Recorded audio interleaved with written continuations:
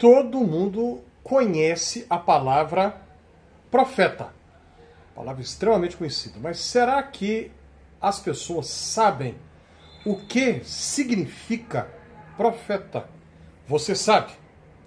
Se você fizer uma pesquisa, por exemplo, vá a um ponto, uma praça de uma metrópole, um lugar onde passam muitas pessoas todos os dias, indo e voltando, e faça a seguinte pergunta: o que é profeta? De cada 10 pessoas que você perguntar, 11 vão dizer assim: é quem prevê o futuro. Não importa, serão pessoas evangélicas, católicas, espíritas, praticantes de tradições religiosas de matriz africana ou afro-brasileira, todo mundo vai falar a mesma coisa.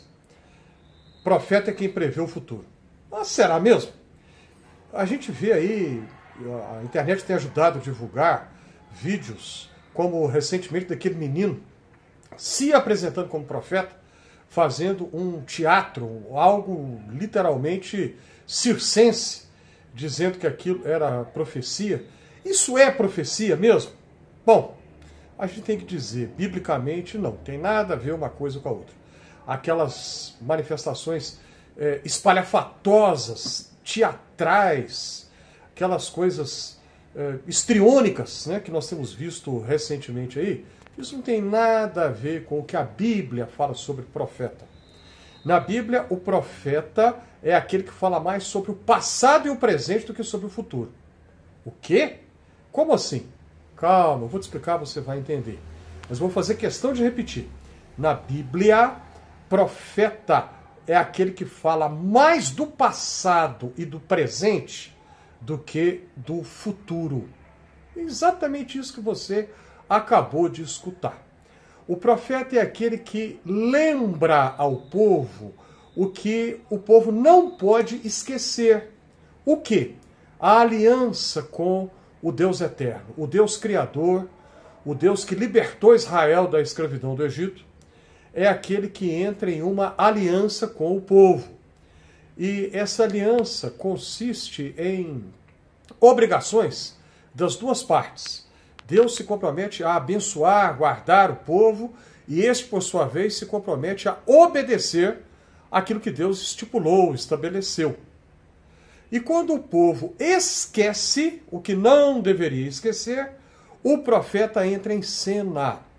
E por isso, na Bíblia, o profeta é uma figura desagradável. É uma figura que normalmente a gente não quer ter perto de nós. É claro que às vezes os profetas anunciaram palavras boas, de esperança, de salvação. Isso aconteceu.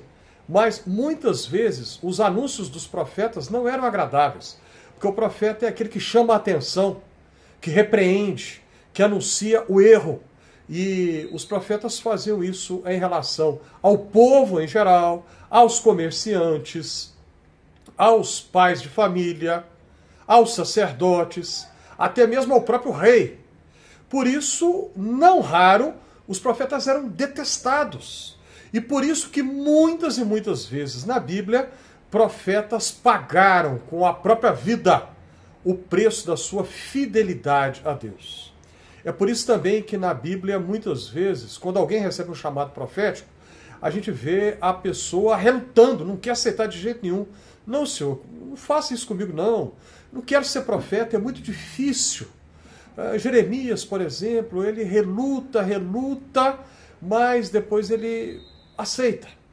Persuadiste-me, Senhor, e persuadido fiquei. Porque não era fácil ser um profeta. Não era fácil. Os profetas são aqueles que anunciam, por exemplo, a necessidade de justiça social, que condenam os comerciantes fraudulentos, né, que cobram a mercadoria um peso, por exemplo, mas na verdade entregam menos e com isso ganham mais dinheiro. As balanças desonestas, né, como a gente lê, né, o profeta Amós. Os profetas são aqueles que os líderes políticos, se fosse hoje, né, se fosse no Brasil de hoje, seriam os deputados, aqueles que no Congresso fazem as leis, promulgam as leis. Isaías, por exemplo, condena os que promulgam leis injustas, decretos de opressão, o que é uma contradição de termos, né? Porque por definição, a lei tem que ser justa. Mas nós sabemos que muitas vezes deputados, repetindo aqui no nosso caso do Brasil, e sempre na história do mundo, em toda parte, todos os tempos, muitas vezes políticos fazem leis que são injustas. E Isaías anuncia uma palavra de crítica, de condenação a estes. Ai dos que escrevem leis injustas. Profetas são aqueles que condenam o próprio rei, como a gente vê na Bíblia, Elias, profeta Elias, condenando o rei Acabe. Como a gente vê no Novo Testamento, João Batista, primo de Jesus, condenando Herodes, um dos Herodes, né? O nome Herodes aparece mais de uma vez no Novo Testamento. Nós temos Herodes o Grande, aquele que mandou matar os menininhos de Belém de Judá na ocasião do nascimento de Jesus. E os filhos dele, todos chamavam Herodes também. Herodes Filipe, Herodes Antipas, Herodes Arquelau. E João Batista condena um destes Herodes. É por isso que os profetas, quantas vezes sofreram, foram presos, torturados, foram mortos por causa da sua fidelidade a Deus. Os profetas são aqueles que anunciam não a eles mesmos, mas anunciam aquilo que Deus quer que eles falem. O profeta nem sempre tem uma palavra para dar. Às vezes eles deveriam ficar em silêncio. Às vezes eles deveriam manter silêncio, só falariam aquilo que Deus lhes mandasse, lhes ordenasse. E o profeta não decide, eu vou falar, Deus está falando. Não, não é assim que que o fenômeno profético acontecia. Não era assim que a manifestação profética tinha lugar. No Novo Testamento nós encontramos referências a profetas também. E algumas vezes, e na verdade são poucas, algumas vezes há uma referência ao futuro, há uma profecia preditiva. Na Bíblia, elas se cumprem em Jesus Cristo. Jesus é o cumprimento pleno, o cumprimento total da profecia do Antigo Testamento. Ela se cumpre em Jesus, em suas palavras, em suas ações. E, então quer dizer que hoje não vai ter nenhuma profecia preditiva? Pode até acontecer, mas é muito raro. Não é algo tão banalizado como, lamentavelmente, nós temos visto com frequência por aí. Pode acontecer, mas não do jeito que normalmente nós temos visto, algo espetaculoso, algo que quem fala o que tem certeza que o seu ouvinte quer escutar.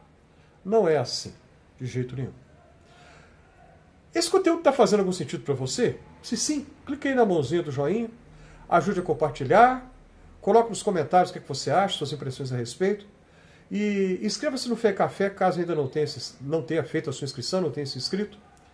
Eu estou com quase 400 inscritos. Você tem observado aqui, né, o Fé Café ainda bastante artesanal, sem nenhuma edição, sem nenhum recurso profissional, digamos assim, mas caminhando pouco a pouco. Se você se inscrever e se você divulgar para que outras pessoas façam a sua inscrição, eu te agradeço de coração.